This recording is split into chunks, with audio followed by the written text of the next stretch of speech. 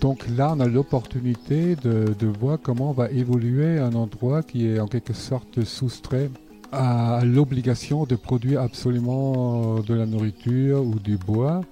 Le domaine qui fait 160 hectares, la moitié du domaine est en bois. Donc finalement, il est prévu de ne plus couper aucun arbre, sauf pour sécuriser naturellement les abords. Ça veut dire que la forêt va vieillir tout doucement. Il y a un projet agroforestier où on a planté du coup l'hiver dernier avec l'association Triticum qui est spécialisée en blé ancien et en low-tech, des blés paysans, donc un mélange de 21 variétés qui vient du sud de la France et qui a été remoissonné 4 ans en Normandie. Et on a fait du coup des moissons participatives avec une association locale à la Faux et avec du matériel agricole ancien.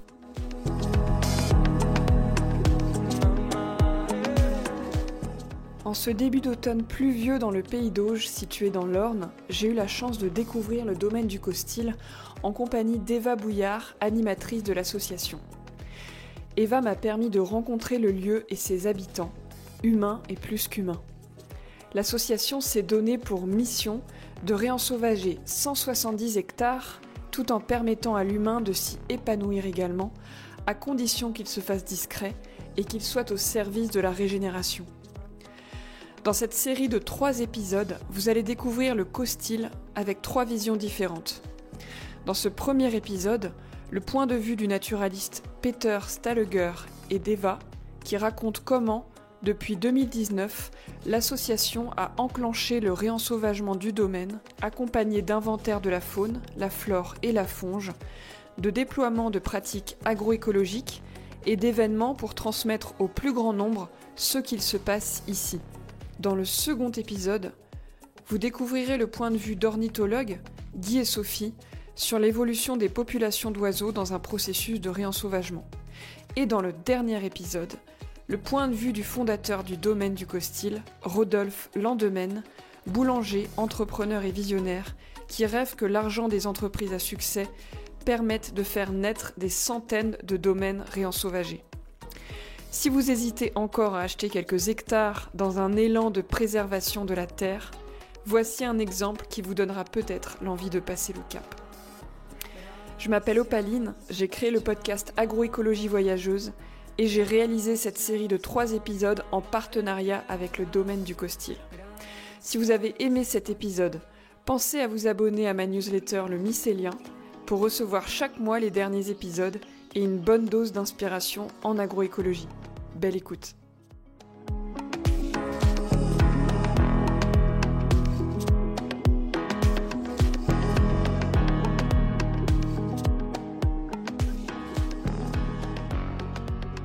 La parcelle qui est là, ça fait partie du Costil. Et celle-ci, on est en discussion pour voir avec l'agriculteur voisin s'il va mettre ses vaches ou pas. En fait, de base, on voulait les mettre dans le fond de vallée, à un endroit justement pour pas que la forêt referme le vallon. Et il y avait un peu trop de contraintes parce qu'il fallait qu'il mette ses clôtures, il fallait qu'il apporte un accès à l'eau. Avec le conservatoire d'espaces naturels, il y avait un peu les contraintes pour pas faire du surpâturage de une vache à l'hectare, donc c'est vraiment très peu. Et du coup, bon, ça lui a pas convenu et c'est normal. Du coup, il nous a dit non, moi je veux bien mettre mes vaches, mais là-haut. Et on verra après ce qui. Alors là, c'est l'allée de tilleul qui est trop belle. Avec plein de trognes qui n'ont pas été trognées depuis au moins 30 ans. Bon, on la laisse comme ça parce que c'est beau et qu'on n'a pas envie de couper. Il y a du coup Dominique Mention qui est un peu l'expert des trognes au niveau national qui est venu pour faire une animation sur les trognes. Et lui, ce qu'il nous a conseillé, c'était d'en trogner 2 pour pouvoir un peu comparer justement au fil des ans ce que ça devient. Donc je pense que c'est ce qu'on va faire. Bah là, je te montre rapidement derrière, mais ça c'est un verger qui a été replanté il y a 3 ans déjà, je crois. Plutôt des variétés endémiques. Globalement des pommes et des poires. Et quelques cerisiers, je crois. Et là-bas, plus exposé au sud, il y a des variétés plutôt type néflier, figuier, abricotier. Voilà, pour voir comment elles s'adaptent avec les dérèglements. Et après, globalement, tout ce que tu vois, c'est le site. Enfin, tout ça, là, jusque tout au bout. Et puis là, il y a le petit cours d'eau qui est bien rempli. Oui. En gros, la partie ici, en haut, c'est fauché au moins une fois tous les 2 ans, quoi. Et après, tout le reste, la vallée, tu vois, c'est jamais fauché. Et il y a des tas de fourmilières dans tous les tas d'herbes. Enfin, où que tu marches, tu as peur d'écraser une fourmilière, quoi. Alors là, c'est du coup le manoir.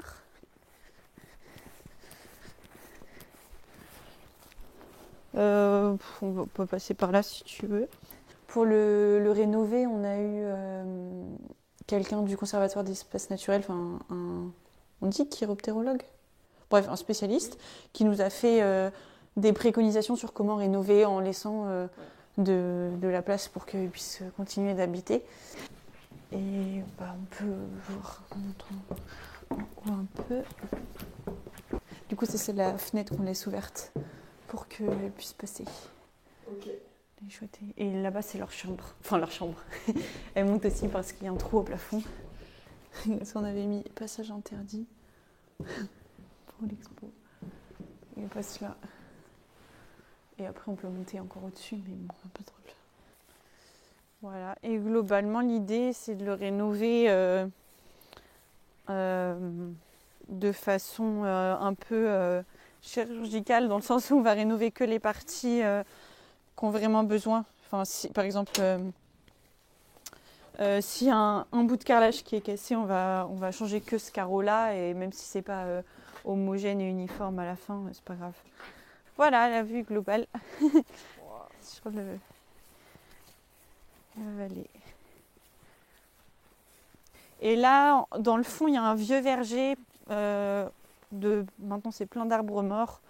Et on avait fait justement une sortie avec Guy et Sophie pour aller voir tous les oiseaux qui nichent et tout dans ces arbres morts. Okay.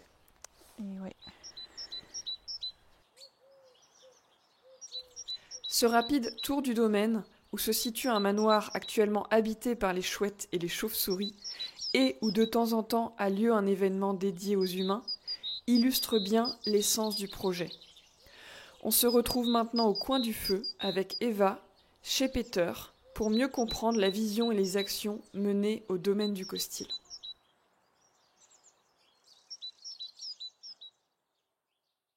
Donc, ce qui m'anime dans ce projet globalement, c'est essayer d'inventer un nouveau récit, pas seulement l'inventer, mais contribuer à le réaliser. C'est de rencontrer plein de personnes qui sont très inspirantes, qui sont expertes dans leur domaine ou non, et qui me transmettent leur savoir et leur passion.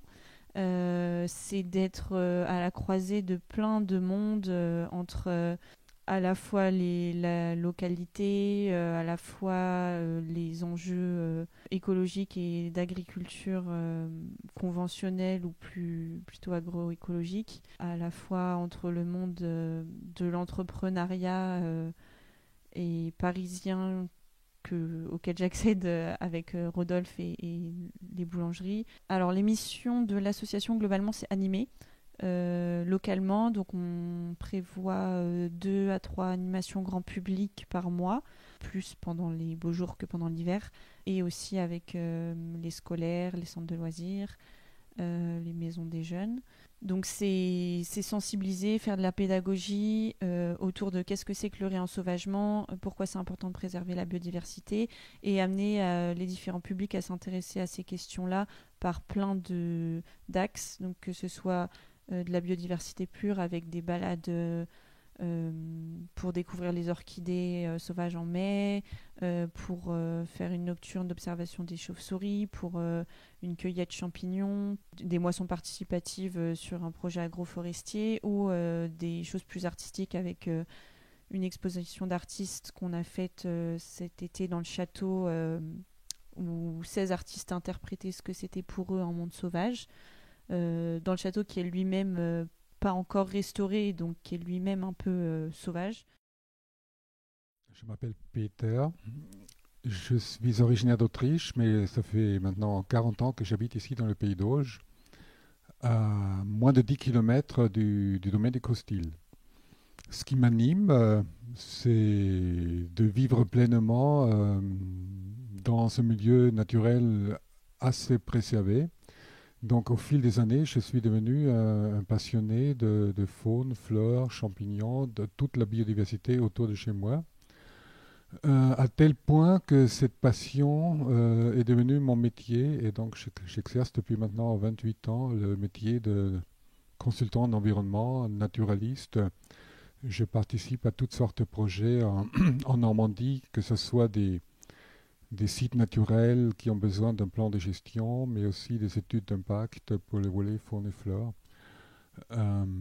Voilà, donc j'essaie de mettre en œuvre les bonnes idées déjà ici sur le domaine familial de ma belle famille.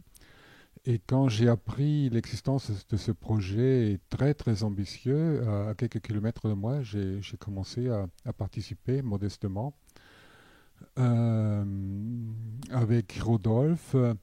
Et quand il a eu le projet de créer une association pour animer, pour faire connaître les sites au niveau local, il m'a demandé de prendre la présidence. Donc j'ai accepté de devenir le président de l'association Le Domaine Sauvage de Coustil. Pour moi, c'était important dans la mesure où Rodolphe voulait créer un îlot dédié à la biodiversité dans un environnement certes naturel, mais nous vivons ici dans un monde où l'agriculture est omniprésente. Les fermes traditionnelles d'autrefois qui faisaient 15 ou 30 hectares font maintenant 120 ou 150 hectares. Il y a de moins en moins de monde dans les fermes, donc les parcelles deviennent de plus en plus grandes. On a arraché beaucoup de haies. Et ce qui fait que finalement, même en pleine campagne, la nature ne se porte pas aussi bien, à tel point que parfois on peut observer plus de papillons ou d'abeilles sauvages, d'abeilles solitaires en ville qu'à la campagne. C'est triste à dire, mais c'est comme ça. Donc là, on a l'opportunité de voir comment va évoluer un endroit qui est en quelque sorte soustrait à l'obligation de produire absolument de la nourriture ou du bois. Le domaine qui fait 160 hectares, la moitié du domaine est en bois. Donc finalement, il est prévu de ne plus couper aucun arbre, sauf pour sécuriser naturellement les abords. Ça veut dire que la forêt va vieillir tout doucement. Au fur et à mesure que les arbres vont vieillir, il y aura de plus en plus de cavités qui vont accueillir des oiseaux, des chauves-souris. Il y aura du bois sec debout ou par terre qui va être colonisé par des champignons, toutes sortes d'insectes. Donc au bout de quelques décennies, ça va vraiment devenir beaucoup plus riche. Mais en même temps, il y a aussi des milieux ouverts. Si on fait plus rien du tout, ici en Normandie, tôt ou tard, il y a la forêt qui se réinstalle. Donc il va quand même falloir aussi d'avoir quelques auxiliaires, quelques animaux qui vont s'occuper à manger l'herbe pour maintenir ces lieux ouverts. Le site, il est vraiment magnifique. Donc on est dans un vallon. On a une source, c'est beaucoup plus qu'une source, c'est une résurgence. Nous sommes dans un secteur un peu karstique. Il y a très peu de cours d'eau, mais quand il y a des sources, ils sont un très très fort débit. On a un petit ruisseau qui prend sa source, qui méandre entre les deux bois. On a des coteaux calcaires riches en orchidées, en papillons très rares. Il y a aussi une ancienne champignonnière, donc il y a des petites grottes qu'on appelle ici dans le pays d'Auge les boves, des grottes plus ou moins grandes. Ce sont des sites où un certain nombre de chauves-souris passent l'hiver. Donc, dans la grotte principale, on a plus de 400 ou 500 individus de chauves-souris qui passent l'hiver. Et cette grotte fait partie du réseau européen Natura 2000. Comme également le coteau et une partie du bois qui va en faire partie. Pour un projet aussi ambitieux, il faut vraiment faire au plus vite, dans les premières années, un état, ce que nous appelons un état initial de la biodiversité. Donc il y a plusieurs études qui sont déjà en cours. Un inventaire le plus complet possible des plantes à fleurs, arbres, arbustes, herbes, etc. Donc on a déjà plus de 500 espèces de plantes supérieures. Et certains naturalistes ont été missionnés pour mener des inventaires plus spécialisés. Donc on dispose maintenant d'un inventaire des mousses et lichens, une centaine d'espèces environ. On a un inventaire mycologique, c'est-à-dire les champignons, avec une liste de 400 espèces, dont certaines nouvelles pour le département de l'Orne et aussi pour la Normandie. Une étude sur les araignées est en cours. On aura une centaine d'espèces ou 120 espèces d'araignées. Il y a une autre étude également en cours sur les mollusques, c'est-à-dire les escargots, les limaces, les bivalves d'eau douce. Et au fur et à mesure, les inventaires vont se compléter. Il y a aussi, on a eu un week-end avec une association spécialisée dans l'étude des insectes et autres araignées invertébrés. Ils ont fait des inventaires aux pièges lumineux pour avoir les papillons de nuit. Je pense que pendant le seul week-end, on a eu plus de 200 espèces de papillons de nuit. Ce qui fait qu'actuellement, on a déjà une première liste d'environ 1500 espèces, toutes catégories confondues pour le site. Ça sera une base pour être comparé dans 10, 15, 50 ans pour pouvoir évaluer les espèces qui seront venues se rajouter, mais aussi pour évaluer éventuellement la disparition de certaines espèces si le milieu se ferme trop. Il y a quelques vieux vergers. On a prévu, finalement ça ne va pas être cette année, on a fait la connaissance de quelqu'un qui connaît très bien les variétés de pommes du Pays d'Auge. Il y aura un inventaire des derniers pommiers. Il faut savoir aussi que Rodolphe a déjà planté au moins 120 arbres de Auger, pommiers, poiriers, mais aussi pruniers, abricotiers, et aussi des espèces un peu plus exigeantes en chaleur. L'abricotier, il y a même le néflier du Japon, des espèces figuiers. Dans les endroits les plus abrités, il y aura aussi cette diversité. Comme le propriétaire est boulanger, il voulait aussi cultiver au moins en partie sur quelques hectares des variétés anciennes de céréales. Donc il y a eu cette année une culture de blé, plusieurs variétés de blé. Et plus tard, il y aura aussi, j'imagine, de l'épeautre, etc. Et il est prévu aussi de restaurer un four pour pouvoir faire du pain directement sur le site pendant des stages, pour montrer l'importance du pain au levain, les fermentations.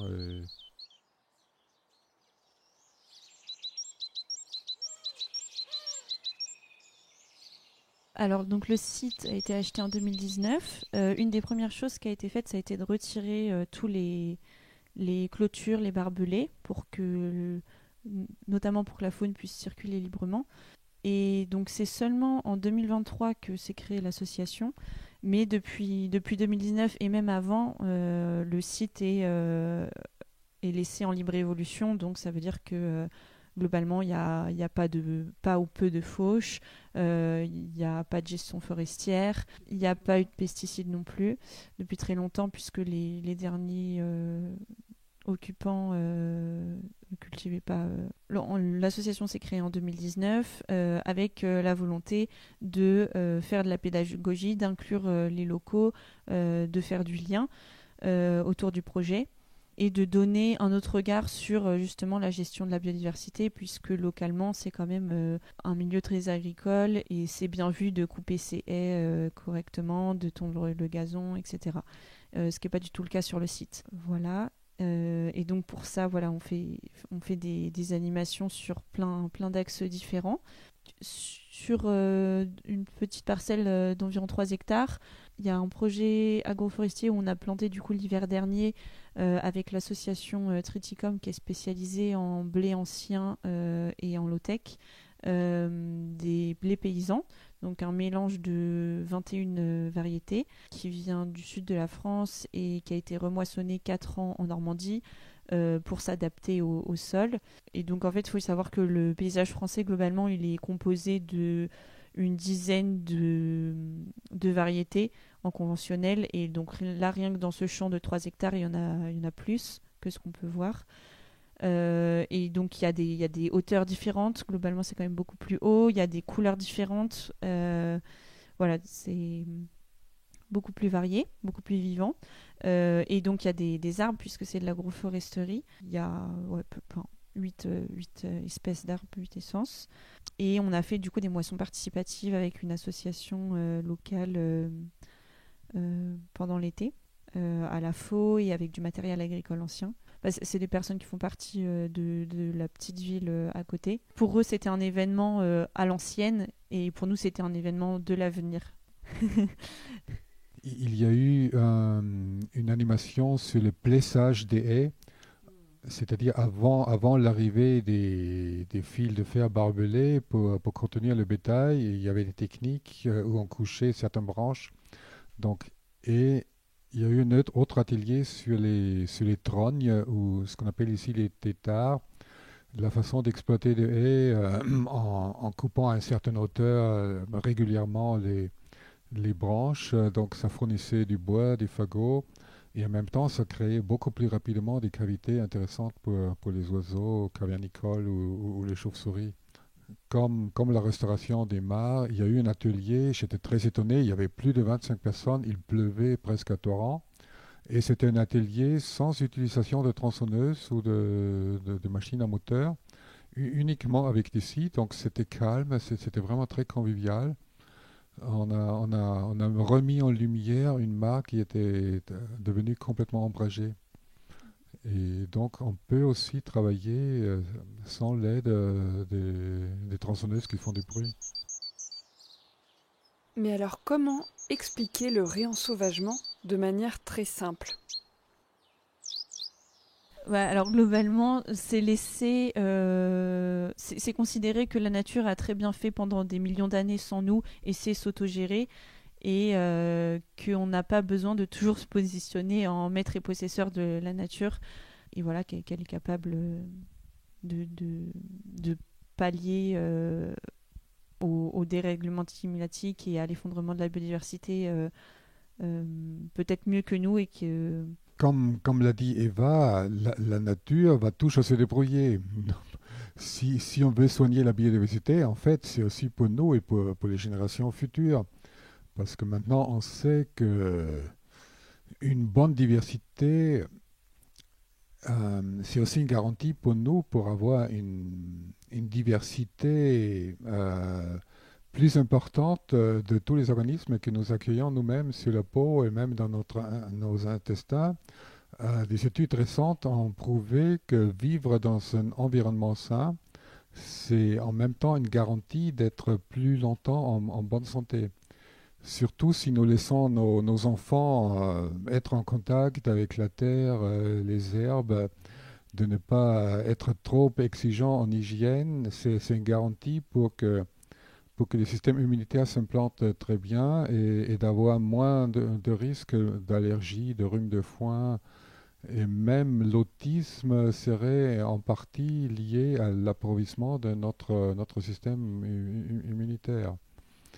Voilà, donc la nature, même suite aux catastrophes, elle va toujours se débrouiller, mais nous croyons toujours que nous savons tout faire, mais on peut faire un peu plus confiance dans les forces d'autorégulation de la nature. Il faut savoir que chaque plante accueille toutes sortes d'insectes qui forment des galles, qui mangent telle ou telle plante. Il y a aussi des micro-champignons qui colonisent toutes sortes de plantes. Donc chaque plante est un petit écosystème en soi.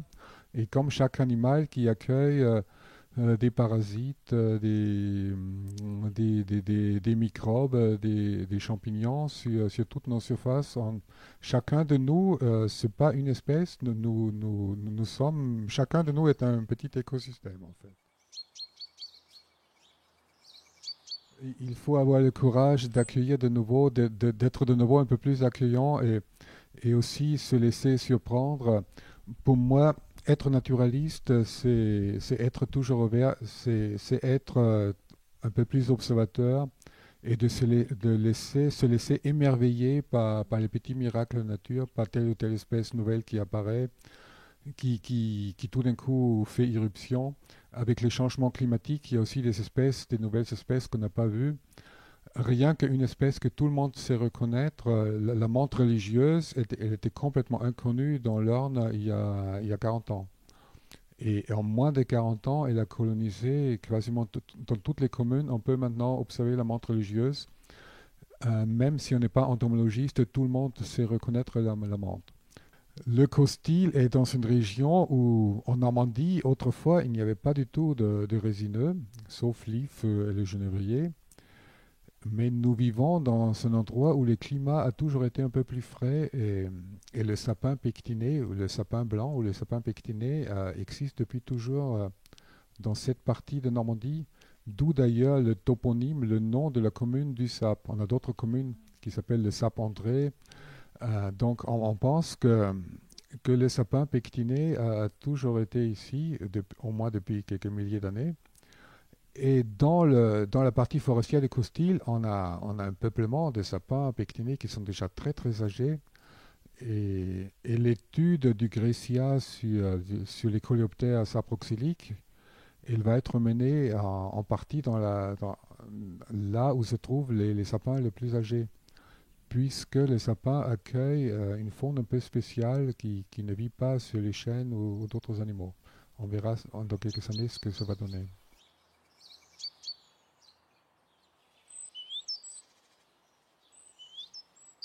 L'idée, c'est d'être un démonstrateur des possibles et d'être une fenêtre ouverte sur l'expérimentation de la libre évolution et du réensauvagement. Déjà, il faut savoir qu'il y a du réensauvagement, alors les termes exacts, peut-être actifs, enfin il y a des projets de réensauvagement dans lesquels il y a des espèces qui sont réintroduites, mais pour ça, il faut avoir déjà au moins 1000 hectares. Pour avoir des espèces chapeaux.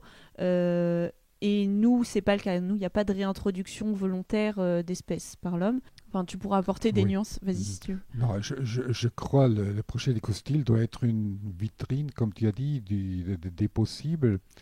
Et l'objectif de Rodolphe, c'est aussi d'inciter des projets similaires que d'autres personnes qui peuvent se permettre de ne pas avoir besoin des revenus de la forêt ou des quelques terres de labour, qu'ils fassent de même que au bout d'un moment, le territoire soit émaillé de certains îlots plus importants.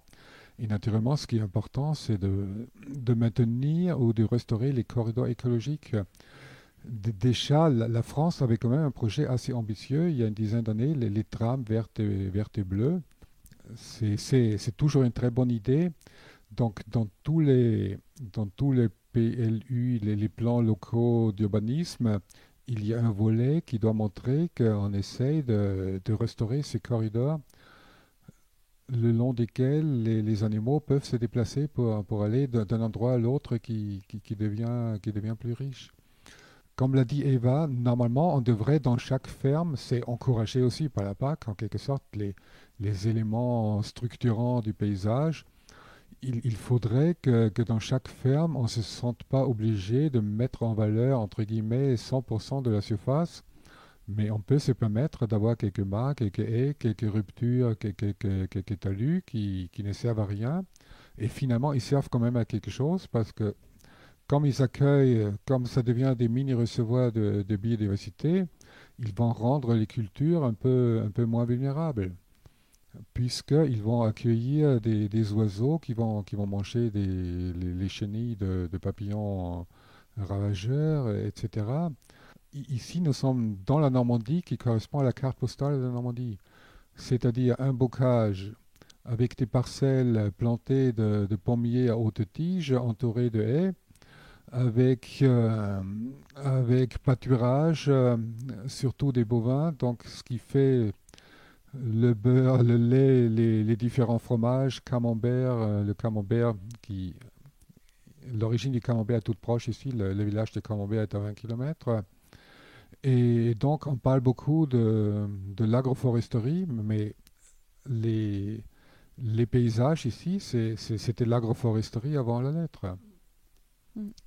Avec les pommiers qui produisent le cidre, le calvados, les vaches qui produisent le lait et la viande qui était exportée depuis l'avènement du chemin de fer vers Paris et les prairies permanentes. Mm. Et par rapport à l'échelle du projet, la volonté, c'est que ce soit à la fois un lieu inspirant qui puisse permettre d'essaimer ce genre de pratique, mais à toutes les échelles. Dans un jardin, on peut faire un peu de réensauvagement, de libre évolution, ou bien, si on a les moyens, d'acheter des grands terrains et voilà, les laisser libres de trop d'intervention humaine et de se positionner en observateur. Il y a la volonté de retrouver une harmonie entre tous les vivants, que ce soit humain, non humain, et même humain entre eux, rural et urbain. Voilà, locaux, parisiens, tout ça.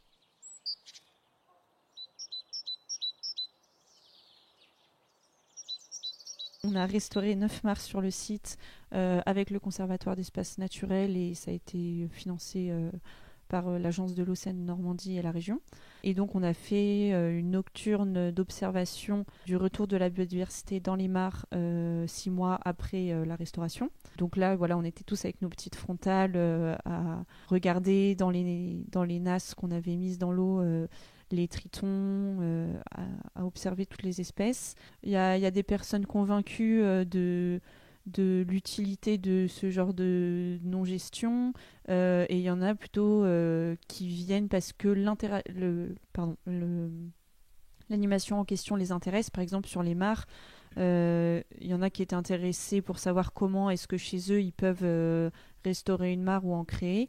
Un des prochains enjeux du projet, c'est de restaurer le château qui fait 700 mètres carrés pour qu'il puisse être un lieu multi-usage qui serve à la fois à l'association, à ces événements, à accueillir des groupes, à inspirer, à avoir des ateliers d'artistes artisans en résidence qui créent avec le vivant.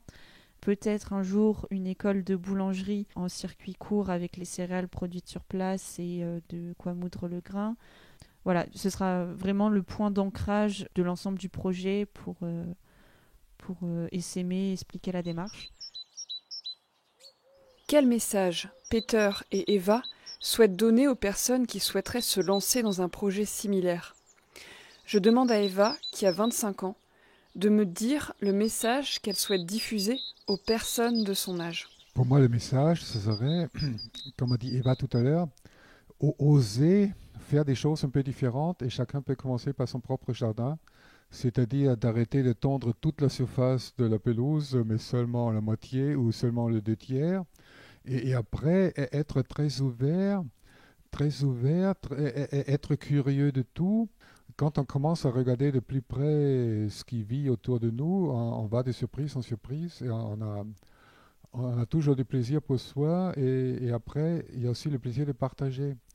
C'est-à-dire de ne pas en profiter tout seul, mais de raconter ce qu'on a vu aux autres et que tout doucement, d'autres personnes découvrent cette façon de voir le monde. Bah, oui, bon, c'est un peu simple comme message, mais oui, faites quelque chose qui vous plaît et essayez de contribuer à un monde que vous pensez désirable et voilà. Et voilà, la première partie de cette série est terminée. Dans la deuxième partie, vous découvrirez le domaine à travers le regard d'ornithologues qui voient évoluer les populations d'oiseaux depuis l'achat du domaine en 2019. Je vous invite maintenant à prendre une pause et faire un cycle de 3 respirations pour commencer à intégrer ce que vous venez d'écouter.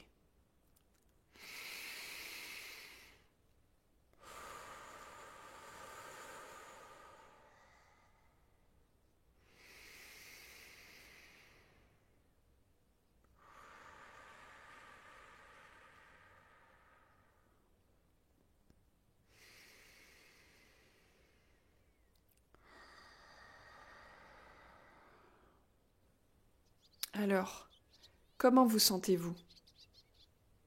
Si dans votre entourage, des personnes ont l'envie d'acheter des terres, pensez à leur envoyer cet épisode. À bientôt.